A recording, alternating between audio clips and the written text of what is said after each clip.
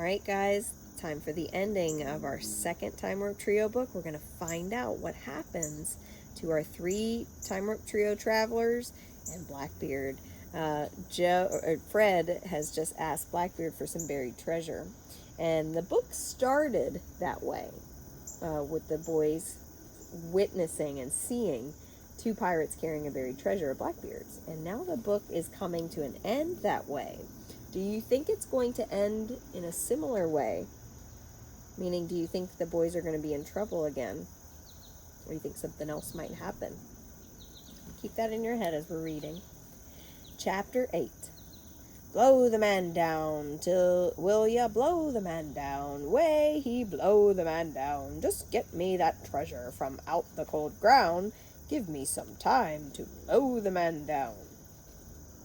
Fred wore Blackbeard's cornered hat, and they sang together in an awful disharmony. The red sun sank slowly toward the ocean. Sam and I rowed the small boat toward shore. I knew Blackbeard was an awful pirate, said Sam, but I never read anywhere that he was such a terrible singer. I thought about the two pirate prisoners who had been sitting in our seats earlier in the day. Probably because no one ever lived to tell you about his singing. Blackbeard took another swig from his bottle of rum and started singing again. 16 men on a dead man's chest, yo ho ho, and a bottle of rum. Drink and the devil will do the rest, yo ho ho, and a bottle of rum. You know, said Sam, I read once that a dead man's chest is another name for a coffin. That's how 16 men can fit on one. I rowed a few more strokes and watched the sun going down. That's great, I said. I turned and I looked at the huge pirate laughing and singing with Fred. Something about his eyes and the red light from the sunset shining off his pistols made me nervous. Sam leaned over as he pulled his oar and said what I was thinking. What do you think he's going to say? What do you think Joe's thinking? Oh, it's my dog barking, sorry. I don't trust this guy. All the legends and books say he was one of the nastiest pirates who ever lived. Why would he be taking us to a deserted island to give us some of his treasure? I remembered the sound of the two guys falling on top of the chest earlier. Because he likes us? I said. Sam rolled his eyes. We hit the beach and followed Blackbeard and Fred. We walked toward 3 familiar coconut trees. 15, 16, 17, halt! We stopped about 10 paces away from the old treasure hole. I was relieved that we didn't have to dig up any dead guys. Dig here, mates, and the treasure's yours. Blackbeard and Fred sang. Sam and I dug. The scene seemed unpleasantly familiar. What does that mean, unpleasantly familiar? Familiar means you've heard it or seen it before. Unpleasant means not good. Okay. Watch your back, said Sam. I think we're digging our grave. The sun sank until it hung balanced on the horizon. Then, to our surprise, about 3 feet down, we hit wood. Buried treasure, yelled Fred. Blackbeard smiled. Lift her out slowly. We cleared the sand from around a small chest and lifted it up. Blackbeard slid a hidden button and popped up the lid. His smile suddenly turned to a frown. Arr! The red light of the setting sun shone in his eyes as he looked up at us. Some thieving rats must have been gnawing at me treasure. We looked in the chest. It was empty, except for a small package wrapped in black cloth. What do you think's in that package? Looking at the picture. Blackbeard looked at us. Oh, I'm sorry. But who could have stolen the treasure on that deserted island? Blackbeard looked at us. Who indeed? Maybe some spying monkeys hanging up in them coconut trees. Sam lifted the package out of the chest. Blackbeard pulled out 2 pistols and leveled them at us. Maybe these 3 spying monkeys. Fred held up his hands. Oh no, you don't think we took your treasure? Blackbeard turned toward Fred. If there's one thing I hate, it's a treasure thief. The black cloth fell from the edge of the package in Sam's hand and showed a corner of blue. Man, you must be crazy, said Fred. We never... Get over there, thundered Blackbeard. Stand by your grave with your thieving mates and say goodbye. I ripped the cloth off the package. It was a book. A thin blue book with moons, stars, and strange silver writing. It was the book. In my hands, it fell open by itself to a picture of 3 familiar guys. The sunset behind the ocean. I heard a shot, and the wonderful green time-traveling mist swirled up over us all.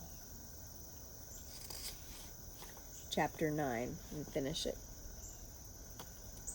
Crash! Fred's baseball smashed my lamp into 100 pieces. The last few bits of mist disappeared slowly like the tail end of a dream. Sam sat on my bed, looking stunned. We looked at each other, and then around my room. Where's Fred? Oh no, I said, you don't think he got... Sam nodded. What are we going to tell his mom? I said. Joseph, Arthur, what in the world are you boys doing in there? That was my mom. If that was your desk lamp I heard breaking, you are in big trouble, young man. What are we going to tell my mom? Joseph? Frederick? Sam? Are you boys in there? Answer me. I put my hand on a thin blue book on my desk. Maybe we could go back to just before the pistol shot, I whispered. Sam nodded. We have to go back and get him. Boys! The doorknob began to turn. I reached for the book. A baseball hat and a head appeared from under my bed. Ow! Said Fred. So the boys made it back okay. And did they find the book? Absolutely. It happened to be in that buried treasure. Is that what you were expecting? So the cool thing about this book is they have like a little foreword about the characters. And so it is a 3rd chapter that I wanted to do. Chapter 10, but it's really short. It's called A Historical Afterword. So it's going to tell us a little bit more about our 3 main characters and Blackbeard, who is also a main character in this book. It says, Blackbeard. So it's going to tell us about him. It's kind of informational, even though the story is made up, which I kind of like that. I think it's cute. Blackbeard, somewhat shaken by his encounter with the trio, he swore off drinking and pirating. He got rid of his 40-gun ship, the Queen Anne's Revenge, and his 300-man pirate crew. In June 1718, he received his royal pardon from the governor of North Carolina. He settled in the town of Bath, North Carolina, as Edward Teach, retired pirate. He should have stayed that way, but he didn't. I guess he got bored. He started pirating again. On November 22nd, 1718, Blackbeard faced Lieutenant Maynard of His Majesty's Royal Navy in the Battle of Ocracoke Inlet. Blackbeard lost his battle. He lost his life and his head, which Lieutenant Maynard hung from the bowsprits of his ship. Legend has it that when Blackbeard's headless body was tossed overboard, it defiantly swam around Lieutenant Maynard's sloop several times and then sank. So that tells you, it's like kind of like in a movie, they're like, oh, by the way, here's what happened with this character later on. So now we're going to find out what happened to Joe. For roughhousing indoors with guests, Joe was sentenced to 1 weekend of manual labor, cleaning and organizing his room, his closet, and desk drawers under his mother's supervision. Now we're going to hear about Fred and then Sam.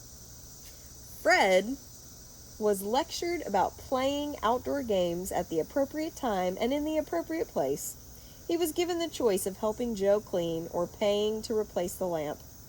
He chose to pay. And last but not least, we have Sam. Sam wrote an amazing account of the incidents you have just read about and handed it in as a history paper. For his work on Blackbeard, Awful Pirate, More Awful Singer, Sam earned an F, the reputation of being a real wise guy, and a chance to write a makeup paper. He still owes the makeup paper.